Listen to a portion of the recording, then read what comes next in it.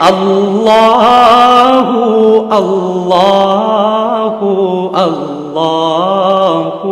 اللہ اللہ۔ ایسے لوگ معاشرے کے اندر ہمیشہ موجود رہیں گے کہ جن کی صحبتوں میں، جن کے پاس بیٹھنے سے لوگوں کو دین کا حقیقی فہم حاصل ہوگا، حقیقی شعور حاصل ہوگا، ان کو پتہ چلے گا کہ دین کہتے کس کو۔ اور یہ جو کتابی دین ہے اور یہ جو سننے اور سنانے والا دین ہے اور صرف پڑھنے اور پڑھانے والا دین ہے، یہ ایک معلومات کی کہ جس کو کہنا چاہیے اس میں اضافہ ہے، اور یہ علم انسان کے لیے اگر اس کے ساتھ عمل نہ ہوا تو یہ آخرت میں اس کے لیے وبال بن جائے گا۔ آخرت میں انسان سے پوچھا جائے گا کہ تمہیں یہ بھی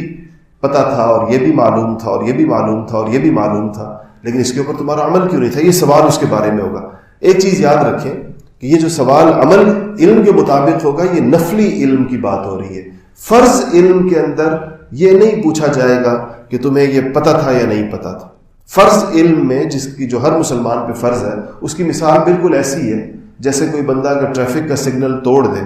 اور آگے اس کو ٹریفک سارجنٹ پکڑ لے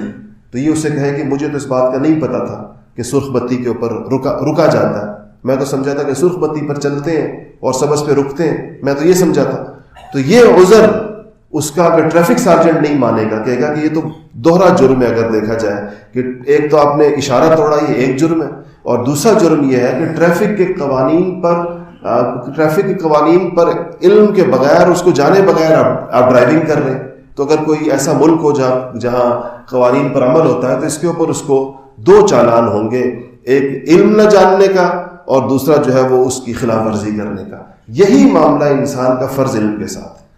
کہ اگر فرض علم کسی کو نہ ہو، قیامت میں اس کا پوچھا جائے تو وہ اگر یہ کہے کہ مجھے تو اس بات کا علم ہی نہیں تھا، اور وہ چیز فرض کے درجے کے اندر داخل ہوتی ہو، تو یہ اس کا دوہرا جرم سمجھا جائے گا کہ ایک اس کو اس کا پتہ نہیں تھا جو چیز کو پتہ ہونی چاہیے تھی، اور دوسرا اس نے اس کے اوپر عمل بھی